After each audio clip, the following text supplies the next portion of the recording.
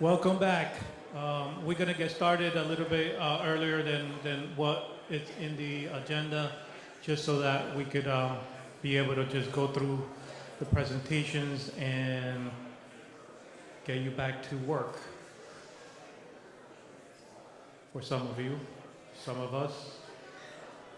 Our next presentation is from Samuel Bell and Daniel Stapleton, both from GZH on Community Coastal Resiliency. Sam Bell is a senior hazards mitigation specialist and a professional planner with over 16 years of experience.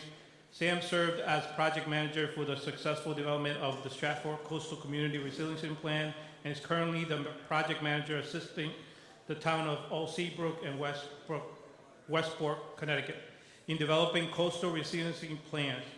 Mr. Bell also provided JRNA coastal regulatory and permitting guidance as part of the December 2016 Climate Ready Boston Final Report and is assisting the towns of Somerset and Milford, Massachusetts in developing local FEMA multi-hazardous mitigation plans.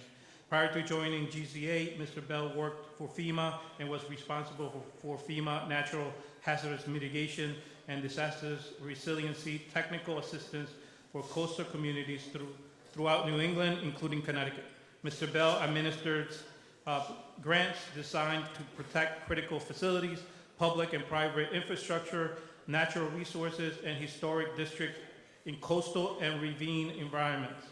In Connecticut, Sam has worked with many communities, the Connecticut Department of Energy and Environmental Protection, the Public Protection, PESPP, and the Department of Energy and Environmental Protection, DEP, to identify strategic and flood mitigation solutions to protect residents and critical facilities from incurring future damages from riverine and coastal flooding. Daniel Stapleton, PE. Dan is a senior principal and senior vice principal for GZA and leader of GZA Water Service Group. He's currently directing GZA project teams in assessing the vulnerability of public and corporate owners of critical infrastructure to climate change and flooding through the United States.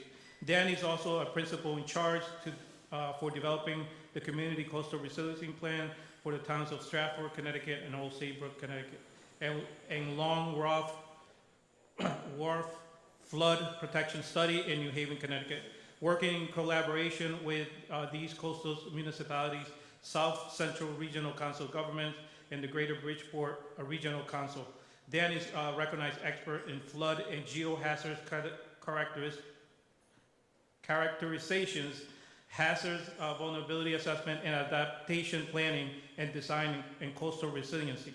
Dan has over 30 years of experience in advanced degrees in geology, geotechnical and civil engineering, and ocean engineering, and is a registered professional engineer. Dan is a prolific speaker on climate change, its effects on critical infrastructure, and the application of risk-informed decision making, and has addressed municipalities, industry groups, and the Army Corps of Engineers around the United States on this issue. Dan is a member of the Key American Society of Civil Engineers, subcommittees that are ASCE Infrastructure Resiliency Division, Civil Infrastructure, and Lifeline Systems Committee. He's a member of the Geo Institute of ASCE, and is currently a subject matter expert advising the Nuclear Energy Institute, NEI, post Fukushima Response Advisory Group. I'd like to first of all thank Dennis for quite a tremendous overview of both myself and Dan's background. We're very excited to be here today. I'd like to also thank the Connecticut Association of Water Pollution Control Authorities for having us here today. How did we get here? We're actually consultants that are developing a coastal community resilience study and infrastructure evaluation for Old Saybrook, Connecticut. And today what we're going to do is really kind of talk about how the wastewater treatment really plays into the results of our study. We're going to give an overview of the study. We're going to give an overview, as I said, of how the wastewater treatment plays into that. As well, the real big piece is going to be the vulnerability and risk assessment. We saw earlier from the first presentation that resiliency is going to be a critical, top priority for DEEP grants. And then we're going to talk about next steps after this study is concluded. So how did we get here? The Town of Old Saybrook applied for and received Department of Housing and Urban Development Disaster Recovery Grant in response to Hurricane Sandy. I'm sure a number of you in the audience have been involved in some response. And it really was included 4 key components: to develop an overall town-wide study, to do neighborhood resiliency focused on 2 areas, to do a mitigation feasibility study, which really did a took a closer look at roads, bridges, wastewater treatment, land acquisition, and natural systems. And then the last piece is the coastal structures evaluation. I'd like to, before I go any further, first of all, acknowledge and thank Christine Nelson, who is the Director of Land Use Planning from Old Saybrook. I'd like to also thank Sandy Prieslow, who's recently retired environmental planner. I'd like to thank Steve Mongillo, the program manager for Old Saybrook Water Pollution Control Authority, and especially Robbie Marshall for extending an invitation for Dan and I to have the opportunity to speak today. Without their support, none of this would really be possible. So here's a wastewater management overview for the town of Old Saybrook.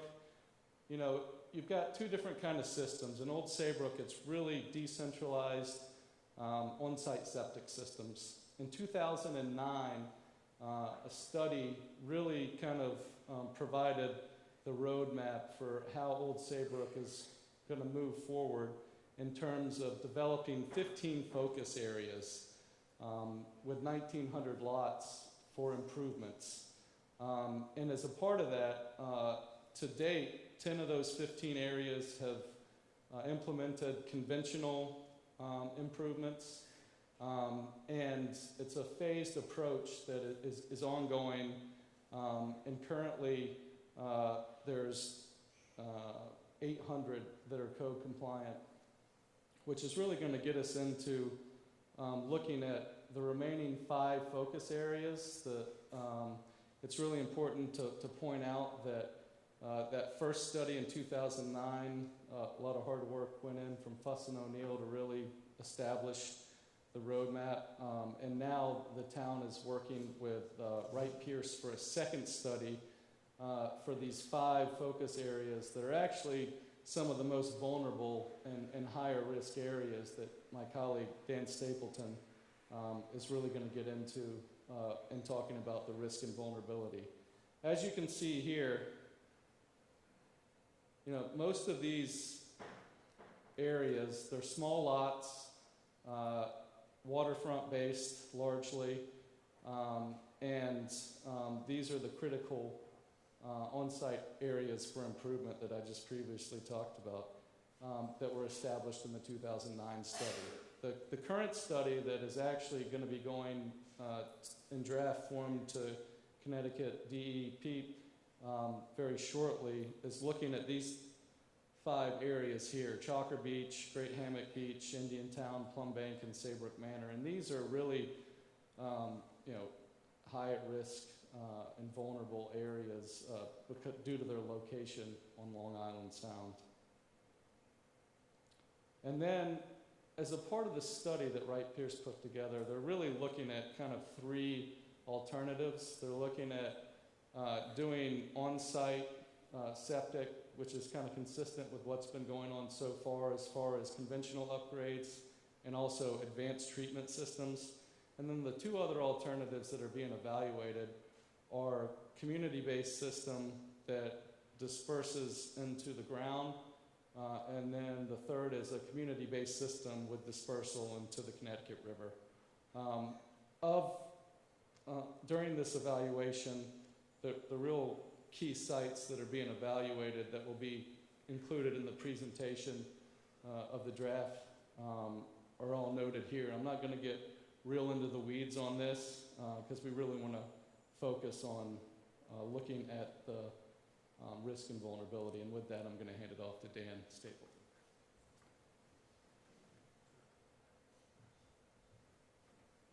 Just for the record, I didn't submit my profile, so that was a little embarrassing, actually. So, you know, everybody wants to talk about climate change and resilience.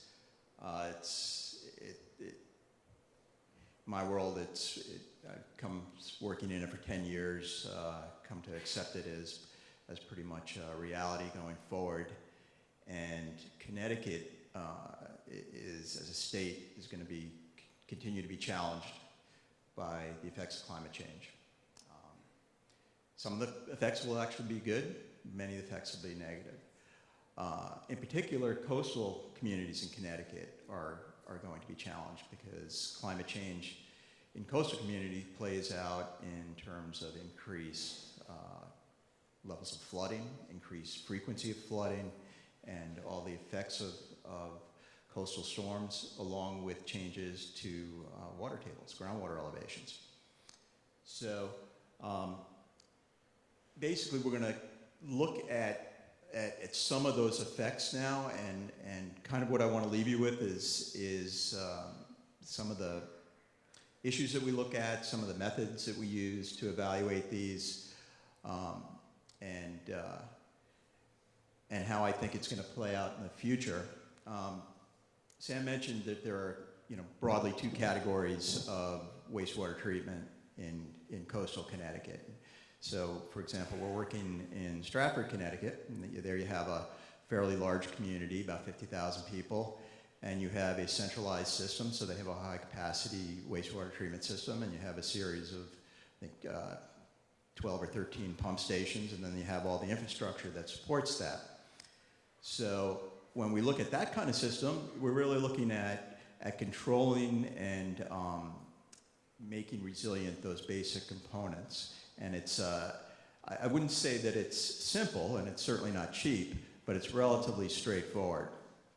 When you go to a town like Old Saybrook, you have a whole different suite of issues because you have different demographics, you have a much smaller community, you have primarily residential properties, and you basically, everybody's on-site systems.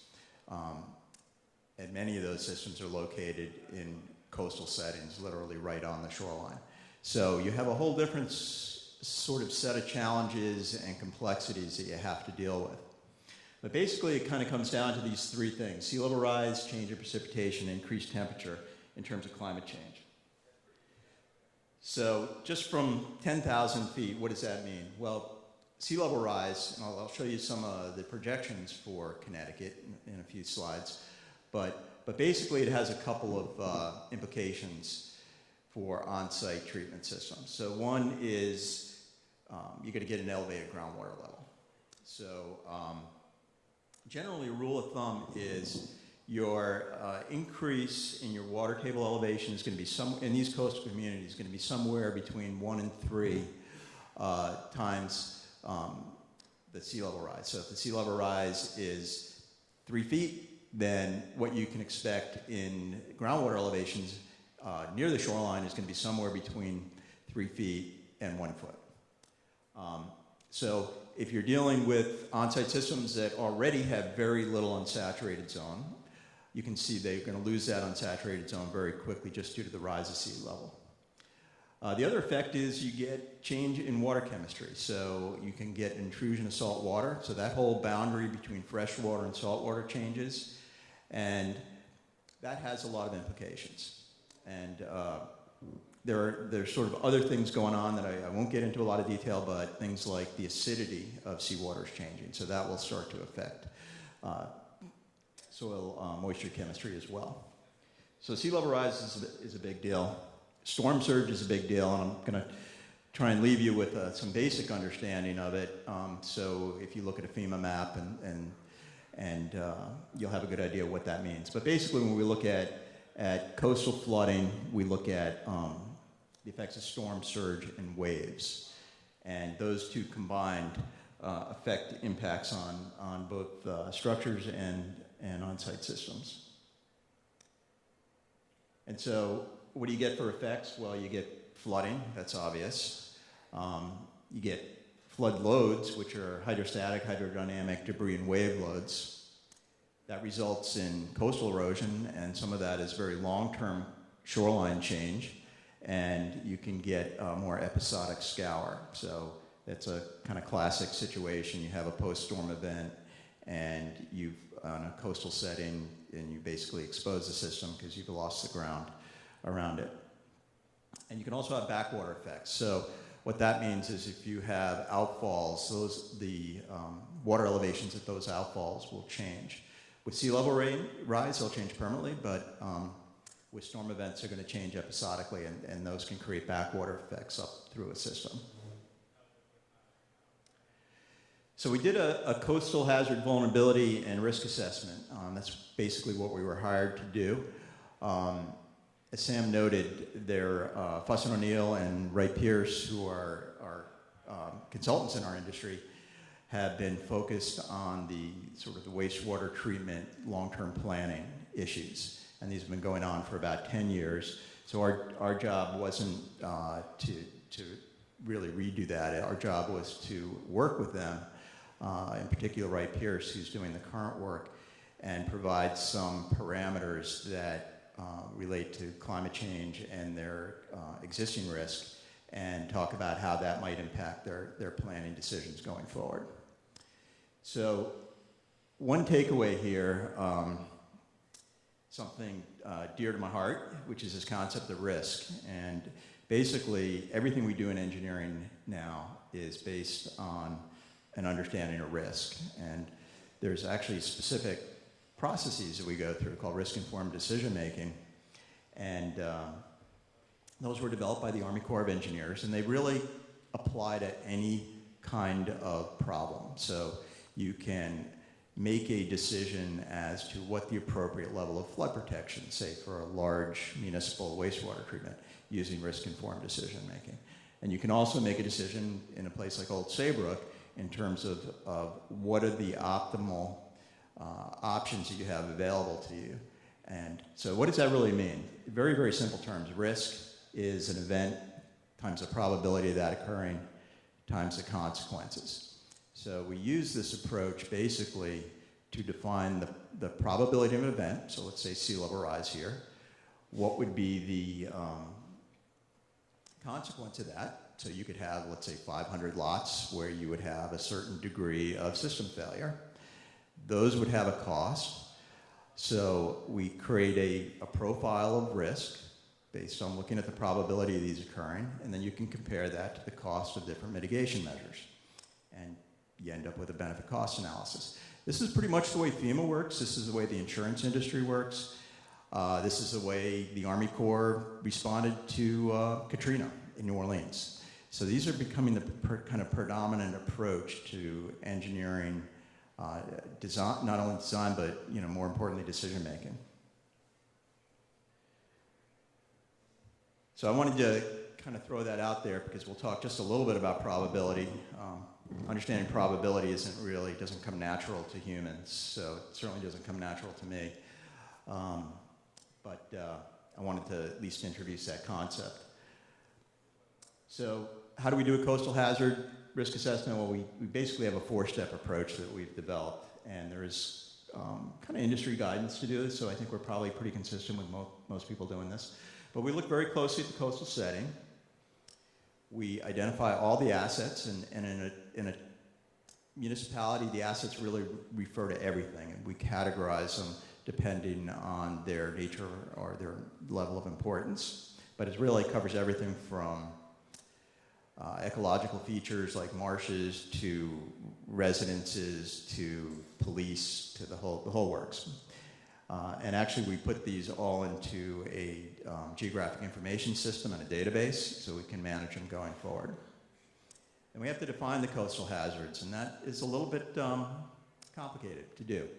But I will note, right now, I'm going to show you some stuff we do, and it does look complicated, but there's a lot of publicly available information right now. So you can do a preliminary risk assessment on your community based almost entirely just on publicly available data. Comes through NOAA, comes through CERCA in Connecticut, comes through different agencies. And then the last part is we characterize the vulnerabilities and impacts to those assets, and then we use all that information. So we've kind of answered that first part of the risk calculation, and we use all that information to look at different options, what they can do about it, to manage those risks. So I'm just going to go through a few parts of this process, but it starts with really defining the coastal setting. And I want to talk a little bit about this because this is our coastal settings along Long Island Sound and Connecticut are very, very consistent. So, and they result in very similar topographic settings and very similar geology. And all of these things play out into how on-site systems work, as well as what their risk is. So we look at a number of different kind of factors, and this is Old Saybrook at a first pass. So we have about 10 miles coastline. We have portions of that coastline consist of beaches and what were at one time barrier beaches. We have a very large system of marsh, saltwater marsh, and that has a major impact on the potential for flooding throughout the community of Old Saybrook. We have some brooks and creeks, and basically of the overall land area within Old Saybrook, you have a lot of water. So that's the basic coastal setting, but I want to talk about a few of the things specifically. And again, you can go up and down 95, and this is going to be pretty much the same everywhere you go. But if you look at the geology, you can see Route 95 up in the, let's see if I got it. So that's Route 95, and many communities, you're going to see Amtrak pretty close. So everything to the north of this consists of glacial till. So all of our geology in coastal Connecticut was based on what happened in the last glacial period. So we have a lot of glacial till, so these are kind of very dense, well-graded materials, generally associated with high bedrock elevations and high ground surface elevations. Then you get down here, in the green you have what we call glacial lake meltwater deposits, but they're lower elevation, relatively permeable sands, and then kind of a unique feature in Old Saybrook, we have a glacial moraine, which marks part of the retreat of the glaciers. So the glaciers, as they retreated, kind of made their way back up. So there's a little bit of a moraine, there's a moraine, and as they retreated, there was a lot of meltwater, a lot of glacial till deposits. And that really, and then after the glaciers retreated, so after I'm talking about the last 10,000 years now, you had some recent deposits, and that's when the marshes were formed, and then you go in the last 100 years, you have areas of fill, these brown areas. So those communities got built out by placing fill. So one of the things that really makes a difference in our world is ground elevation. So this is sort of the biggest issue in terms of coastal flooding in Connecticut. And it's the primary factor that separates areas that flood from areas that don't flood. And the reason I talked a little bit about the geology is because the geology controls what we have for ground surface elevation now. Let me go back to that. So for those of you who may not know this, the state of Connecticut creates very detailed topographic data of the entire state. And they use it through a technology called LIDAR. And we are able to get that information from the state, and it provides a very high resolution data set for ground surface elevation. So I say high resolution, meaning every few meters we have some data points. We take all that information and we put it into what's called a digital elevation model, and we use that model to differentiate the ground surface elevation. So you may not be able to see it, but this is sort of greater than elevation 15. And in Connecticut, we use a datum called the North Atlantic, NAVDA88, which is a current datum standard throughout pretty much all the United States and certainly all of Connecticut. So mean sea level, for example, is about 0. It's not exactly 0, and then you can go from there. So everything blue up here is higher than 15 feet. So pretty unlikely to get flooded. And those are really the areas where we have glacial till, sort of shallow bedrock. Then you go the other extreme, which is basically elevation 0. So we're kind of at mean sea level. That's obviously the water here.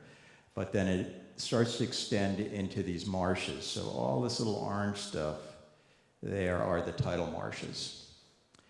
And then in the yellow, these areas sort of surrounding the marshes, we have elevations around, say, 5 to 7 feet. So I want you to remember those elevations when I show you some of the predicted flood elevations. So that means that ground surface in the yellow is about 5 to 7, 5 to 8 feet above mean sea level. So they don't have a lot of leeway. They tend to get flooded very rapidly. And in particular, when you have all these marshes, those marshes provide a point of entry for floodwaters, storm surge out in Long Island Sound. And these make a very efficient sort of entry point for those floodwaters to move into the land area. And then if the floodwaters get high enough, flooding will spill out to about to where you see the blue. So one kind of problematic issue for flooding, by the way, which is typical, when you do have a flood, you're kind of left with a bunch of islands, and those islands are not easy, they're not connected during that period of flooding. So topography is very, very important, and topography sort of dictates everything else. So you got these higher areas, and you've got a lot of low areas, and in a few beach communities, which is right along here, you have stretches of beach, marshland behind, Long Island Sound in front, and the elevation of the beaches are around, 2 feet to maybe 6 or 7 feet. So, and the development here is kind of along the beach. For example, this is Chalker Beach, and then you have a north-south development, and then it opens up to Route 1 and then 95. So that was a lot about ground surface, but I wanted to, and this is a close-up of that Chalker Beach area. So this right here gives you a little bit better idea what that looks like. So I wanted to leave you with number one, that we have very good topographic data for the state. You can access it just the way I accessed it. And you can use that information to start looking at the risks within your own towns, or if you're a facility operator, you can start looking at the risks at your facility. And this is a good place to start. Second step is inventorying all the town assets, and we categorize these very deliberately because we want them to be consistent with the way the building code is written, because different regulations apply to different types of facilities. But basically wastewater, which is what we're talking about today, falls into lifeline facilities. So those are really water, wastewater systems, things that you can't go very long without, and so you need to protect them, and they're considered high priority critical systems. And I would say that's true, obviously, it seems it's true if you have something like the Stratford Municipal Wastewater Treatment Plant, but it's also true if you have all your communities on on-site systems. Those on-site systems are challenged in a similar way, and if you lose them, you've lost the capacity, people can't flush the toilets, and you have kind of a major problem. So they are lifeline facilities, and everything's on on-site systems, but these are sort of the 15 focus areas. If you kind of look at where these focus areas are, it's no accident that those areas kind of line up where the low elevations are, because that means those systems are more prone to failure. They have very narrow unsaturated zones. They're completely surrounded by either the shoreline of Long Island Sound or a marsh. And those are tidal marshes, so they're effectively a reflection of the water surface to a certain extent within Long Island Sound. So you have these 15 areas, and then you have a subcategory of those, 5 areas, which are very critical because they're on these beach communities. So right along here, and they're in particularly challenged with the effects of, they're challenged currently with the effects of flooding, and they have significant challenges in the days ahead due to the effects of climate change. So we look at these communities pretty closely, and we kind of can drill down on them very, very closely and get a lot of information. And that's just a photograph of Chalker Beach, so you can kind of see the issue if you have these homes here right on the beach and these have on-site systems. You know, there's about mean sea level. These are only around elevation 4 to 6, 4 to 7 feet. On the backside over here, if you went far enough back, you'd have the marsh. So these are systems that are pretty significantly challenged. To give you a little preview of some of what a flood like the hurricane of '38 would be, you're talking about up here. And you're talking about all of this basically being wiped out, scoured during that event. So that's kind of the challenges. So our job is to really characterize those effects and assign a probability, a chance of occurrence to them, so we can do that benefit cost analysis. And so when we look at coastal flooding, we really look at, what do we mean? Well, we got tides, storm surge, waves. We have a lot of other related issues, so salt water and salt spray.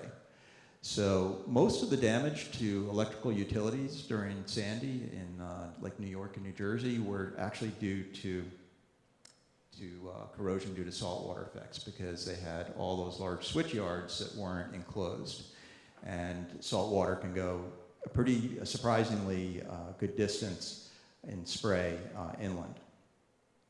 Coastal erosion and sediment transport, so a lot of that sand is going to get scoured here and put over here.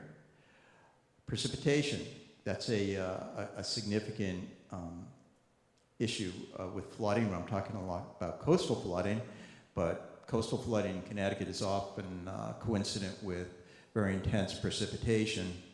And when you have a community that has ground surface very close to the marsh or the sea level, there's really nowhere for that stormwater to go. So even intense rainfalls can result in a lot of flooding. You get high winds. And these are sort of everything that goes on now, but what climate change does is it amplifies the effects of each of these. So this is a little bit of background on FEMA, just because if nothing else, I can leave you with an understanding of what a FEMA map is. And by the way, you can get FEMA maps just online, so you can put your address in, go to a website, and you can pull down all that information. But basically, and I'm looking at a coastal setting here, we have FEMA, by the way, they do what are called flood insurance studies for communities, and they create flood insurance rate maps. And the purpose of those maps is really intended to determine the insurance premium costs under the National Flood Insurance Program. And back when that was developed in the mid to late 70s, they sort of created a program that said, communities, you're going to be responsible for protecting up to this elevation, and we're effectively going to insure above that level. And so for communities to demonstrate that they were actually protecting to that level, which I'll show you in a minute, they primarily use building codes. So we have state building codes and local building codes that basically reflect the regulations of the National Flood Insurance Program. So they became kind of a building code issue and a zoning issue. based on something that really started as an insurance product. So to create these flood insurance rate maps in coastal setting, they separate and divide the risk into 3 categories. So a VE zone is basically where you have waves greater than 3 feet. And the reason those are separate is most damage to structures occurs in these environments. And Army Corps did a study about 15, 20 years ago that delineated 3 feet as a significant wave height relative to building damage. In the last couple of years, they've refined this to create what's a limit of limit of moderate wave action, and created a new zone, coastal AE zones. And I should give you a heads up that the building code, state building code, is changing, and the next version of it, which I think is 2018, 2019, are going to start regulating coastal AE zones. So that has a lot of implications to homeowners and as well as their insurance. When you get out of that area of significant wave action, and that's defined as waves less than 1 feet, you're in it's called a coastal AE zone. And so these are kind of the 3 major considerations for flood hazard zones in coastal communities. FEMA has a benchmark called the base flood elevation. And the base flood elevation, and I'm going to show you an example in a second, but that basically refers to a storm that has, in any given year, a 1 in 100 chance of occurrence. And so when I talked about that sort of demarcation, they'll insure above it, you protect below it. That's the sort of benchmark that divides those 2 things. It's a lot more complicated than I'm making it seem, but that gives you an overview. And so when you open your firm and look at it in a coastal setting and look at those numbers that are base flood elevation, they have 2 components. So they have a still water elevation.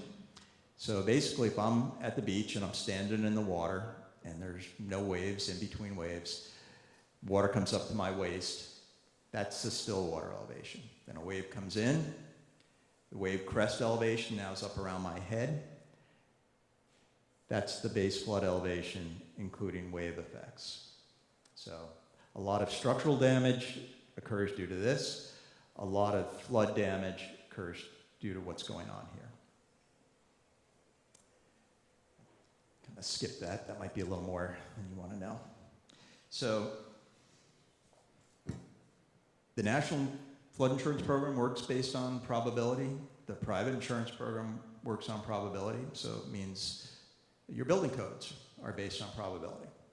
And that's true of pretty much all hazards. So if you drive across a bridge in the United States, whether you know it or not, that bridge has been designed to resist earthquakes with a 1,000-year return period, or 1 in 1,000 annual chance of occurrence. So it's pretty embedded in everything. It's just that you don't see it very often unless you really go out of your way to look for it. So flooding is the same deal. So this is what we call a flood frequency curve, and it's a curve that shows water level on the vertical axis and probability on the x-axis. So you have a 1, that means in any given year you have close to 100% of experiencing a water elevation 4 feet. The 100-year, it's about just shy of 10 feet. So the 100-year, again, is in any given year, you have a 1 in 100 chance of meeting or exceeding that water level. So if you had a 100-year flood, say elevation 10, and let's say your damage was $1 million, the expected value of that damage isn't $1 million, it's $1 million times the probability of occurrence. And that's basically the way risk is calculated for code purposes and insurance purposes. So that's a flood probability curve. Those are annual exceedance probabilities. Am I putting everybody to sleep here? Probably. But it is kind of cool stuff when you think about it. So when you flip a coin, every time you flip a coin, it's got a 50% chance of being a heads or tails, right? If you flip a coin 7 or 8 times, you got about a 100% chance, or pretty close to it, of getting, let's say, a heads. So that you can kind of think of that risk accumulates a little bit. So that 1%, that 1 in 100-year return period, if you only care about what's going on this year, this is your risk. But if you take a mortgage out, you buy a house, you want to know what the chances are during the life of that mortgage, say 30 years, that risk for that same event goes up to about 1 in 4. So it's a pretty high risk that's going to occur. This is a FEMA firm. This is Old Saybrook. What you see in green is the area of inundation. So typical of coastal Connecticut, basically coastal Connecticut could solve flooding problems if they just moved everybody north of 95 and turned all this into kind of a park. And you'd be in pretty good shape. Not necessarily going to happen, but basically you can see all these low-lying areas that are referred to. They're all flooded. And this is FEMA's estimation of the 100-year return period flood. So this area, if you're living right here, they're saying you have a 1 in 100 chance in any given year of having a flood that meets or exceeds that level. This is about, I think, elevation 11 under the FEMA BFE here. Obviously, all of these areas, for the most part, are inundated. This is actually a curve for Old Saybrook. So these represent uncertainty. So there's no absolute answer. There's a sort of a best estimate statistically, and then there's uncertainty around that number. So when we do very rigorous studies, we include the uncertainty. But basically, here's that 100-year flood, still water elevation, just around 10. You get a little bit of wave effects on top of that. You have some uncertainty around that. And to put that in perspective, this is the current FEMA flood elevations, still water elevations. And then here are some examples of some historic storms. So the hurricane of, let's see what that is. Yeah. So here's Sandy down here. So the return period, the estimated return period of something, a flood elevation consistent with what was experienced during Hurricane Sandy, is about a 4-year return period. That's a pretty high probability. So Sandy is not a unique event. In fact, Sandy's a pretty high probability event. The details of the storm itself, the meteorological details were pretty unique, but just in terms of flood elevation in Old Saybrook, that is a very high probability event.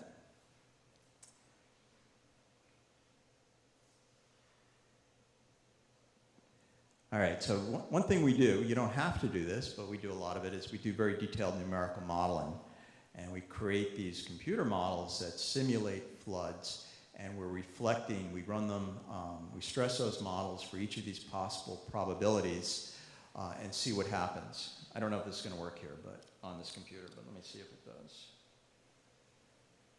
Yeah, there you go. And these models, I'm showing you all of Old Saybrook. We could drill down to an individual property, and I'm just showing you dynamically during a typical hurricane event. And so this allows us to not only see the limits of inundation, it allows us to drill down and look at specific things like individual roads, individual properties, and it also allows us to look at how that flooding progresses during time, during the duration of the storm. So this has a lot of long-term benefit for emergency planning and evacuation routes, and it gives us a good idea to start looking at mitigating features. And if we come up with some kind of mitigation feature, let's say I put a flood wall around all of that, or parts of it, I can put that in the model and rerun it and see how it performed. This is one of the beach communities during an actual flood. So this is Hurricane Sandy. So it's, if I told you that this had every year it had about a 40–50% chance of occurring, that would probably get your attention. So we look at these different probabilities. Again, you can maybe just look at the one on the right here. So I went from a 2-year, 10-year, 50-year, 100-year, 500-year. So each one of those, flooding got worse, probability got less. We also look at and model waves, so you can get some pretty robust waves along the shoreline. So that's the current flood hazard. And I'm trying to give you the big picture, but when we look at it in detail, we use that information to create a risk profile, which we could do for effectively every septic system, every property and every septic system in the town. So I mentioned that climate change is a kind of a amplifier of these effects. So one of the biggest things is sea level rise. And so this is a historical sea level rise near Old Saybrook. This is a New London tide gauge. This is 1900. This is I think it says 2100. Or no, it's 2020. Sorry. So this is today, that last point right there. I actually just took this off their website. So you can obviously see a lot of spikes, but they look at a statistical trend, and you can see over the period of record, which is like the 30s to today, we have a very observable, measurable level of sea level rise. And it comes out to about 2.6 millimeters per year. And that's slightly higher than the global sea level rise. So that's pretty straightforward. You know, we can see it, we can measure it, we can analyze it. But really what's the challenge is what's going to happen from now going forward. And so there are a number of different projections, and this is a whole talk in itself, so which I really obviously can't get into, but I'll just give you the very quick overview. So there is a international panel on climate change, which has thousands of people working diligently. Every few years they meet and they come up with projections. Those projections are basically based on different emission scenarios. So we're really talking about greenhouse gas emissions, as well as different feedback mechanisms like how land ice melts, how sea ice melts, and how all of that affects climate change. So they look at a number of different possible climate outcomes going forward from now through 2200. And based on that, they run models that look at the effects of things like sea level rise. And so they come up with a number of different projections. And part of sea level rise also, by the way, when you get to a local level, is due to geologic factors. So the land in Old Saybrook is actually settling. It's been settling since the glaciers receded. And so that has as the land goes down, relatively the sea level goes up. That's a small portion, about 0.7 millimeters of that 2.55. So these are projections, and to give you an order of magnitude, that's 12 feet. This is the year 2000, 12 feet, 2100. So that top projection, which is very low probability as of today, it's an extreme prediction, is about 11 feet. So if you're living on the beach and your house is at, your living room's at elevation 4 or 5, you're basically kind of in trouble by the time 2100 comes along. So each of these has different likelihoods of occurrence, and this is pretty much what the industry would say has a low probability but a reasonable probability of occurrence for planning purposes. And Connecticut, by legislation, has to provide guidance for different sea level rise projections that should be used for property development. They update that every 10 years, and that's done by, currently done by Jim O'Donnell at University of Connecticut. And he's going to be issuing those in, I think, forthcoming in another few weeks. I just went to a talk on that. But basically, they're going to say around 2050, you should assume just shy of 2 feet. About 1.6, 1.7 feet of sea level rise. It's obviously not the highest projection, but it's a reasonable expectation for planning purposes that would occur. So reasonable expectation means about a 1 in a 20% chance that this is going to in fact occur. When you get out to farther ahead in the future, things become a lot more uncertain, and it gets a lot harder to plan. But I think a sort of lower bound reasonable number is about 4 feet by 2100. All right. So basically what that kind of means, if you're in Old Saybrook, you can just see the effects of sea level rise. And that's just mean high water. Those are just tidal elevation, so that's not even flooding. So by time 2100 or 2116, I think is what we actually analyzed, comes along, it's basically like having a Sandy every day, in fact, twice a day. So you can see that's kind of a, if it plays out to that level, that's a pretty significant issue. This is probably more like what's going to happen midterm, 2050s, somewhere around here. And if we look at that probability curve, you can kind of see the 100-year flood today could go anywhere from, say, 9.5 to 11, but more likely using Connecticut sea level rise projections, it's going to be up to around 14. So big change in the frequency of these storms and a big change in the elevation associated with these storms. So the flood problem is only going to get worse. That's the basic takeaway. There are additional climate considerations. For those of you who are interested, this is an excellent website. You can go to your community and actually print out a report, but it deals with these kind of things, and these kind of things are very, very critical to on-site systems. So that's why I want to point them out. So this report deals with changes in ambient air temperature, precipitation, snow water equivalent, meaning what occurs as rain versus snow, runoff, and particularly these types of things which affect soil moisture, so soil water storage and evaporative deficit. So those are all sort of functions of how on-site leach fields will perform. I'm just going to look at just two of those, climate and precipitation. So global temperatures going up. Places where we're seeing the greatest change in temperature, so we're Connecticut, so we're kind of in the red. So this is an area where we're seeing a fairly dramatic change in temperature, and that's what we've observed, and that's what we're going to see more of going forward. And then when you drill down to New London, you can see temperatures increasing. This is sort of today, and these are different emission scenarios, but they're both all trending up. So these are seasonal average values, but what plays out is you're going to have a lot more really hot days 95 to 100, and you're going to, on average, see increases in temperature.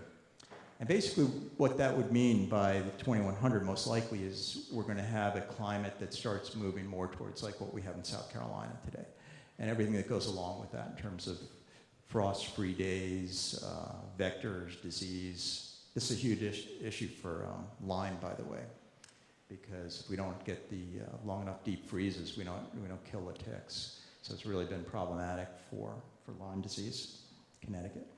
Precipitation, kind of a similar thing. So 90% of the sort of atmospheric warming is absorbed by seawater. So seawater warms up pretty dramatically.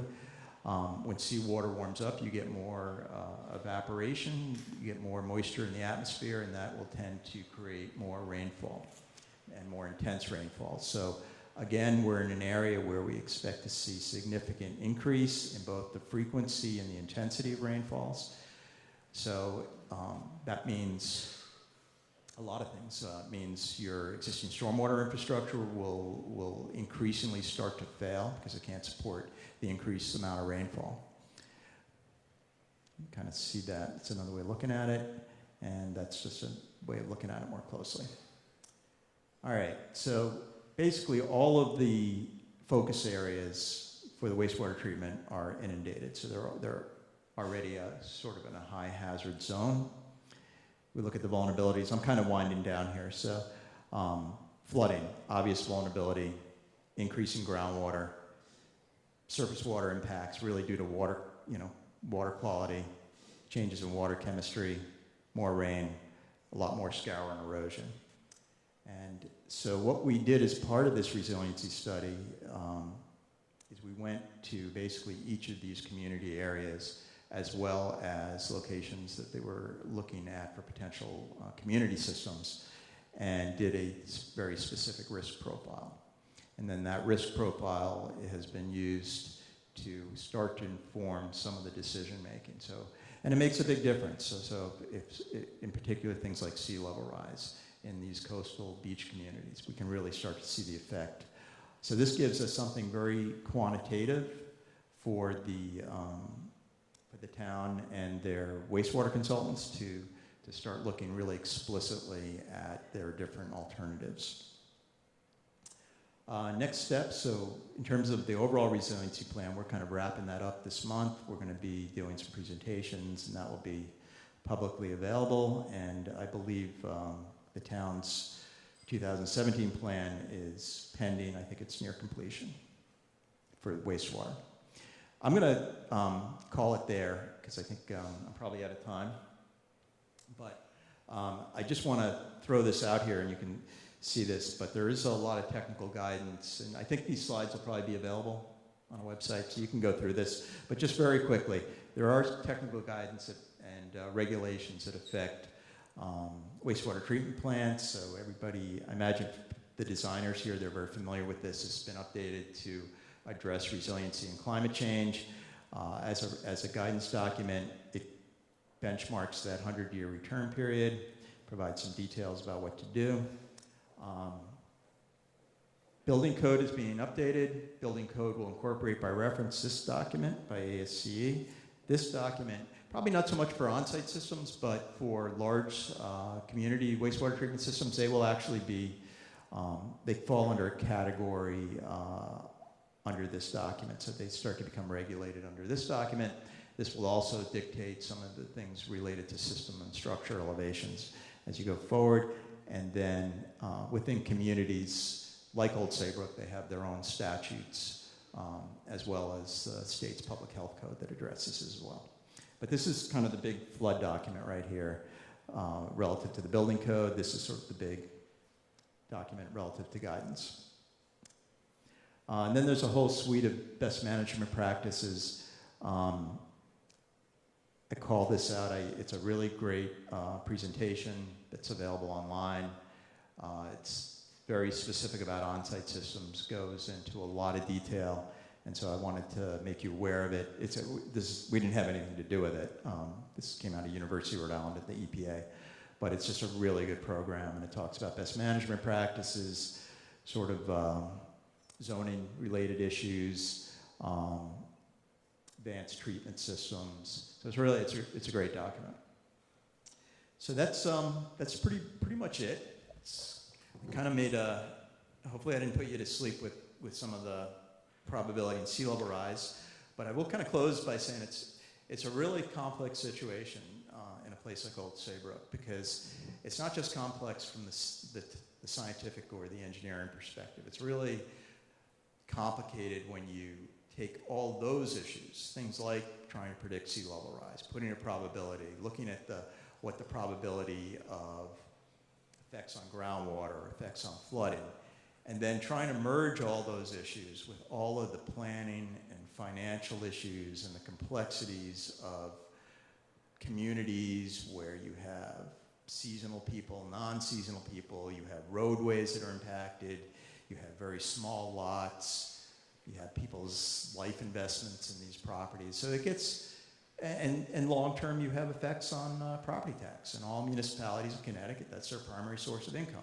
So we can make a pretty straight line from these types of, the probability of these types of effects to how that plays out in potential loss of property taxes. So you play it out long enough, you can see, how sustainable are certain communities going to be going forward if they don't start putting mitigating measures in now.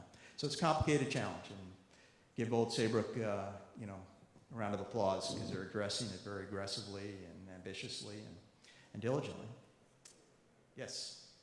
I understand about the impacts and the design to keep us part of probability for stormwater occurrences and probabilities that's happening. But one of the things I know the town's facing a challenge with is runoff. So you could have maybe a 10 or 25-year rainfall event, but it may result in a much more significant runoff event depending on the time of year or soil conditions.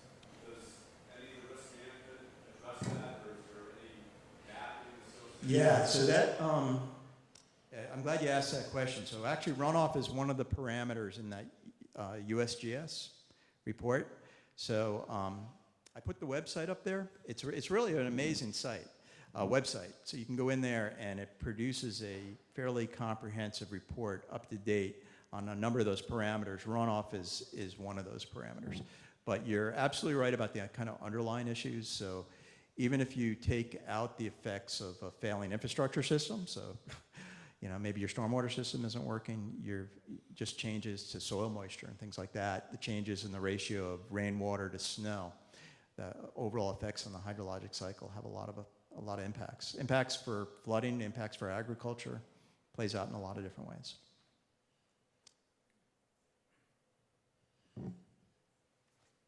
And they do put different emission scenarios for those. So for each of those different emission scenarios, like I showed you for sea level, they have probabilities associated with them, so you can even take something like runoff and start to look at it in terms of probability.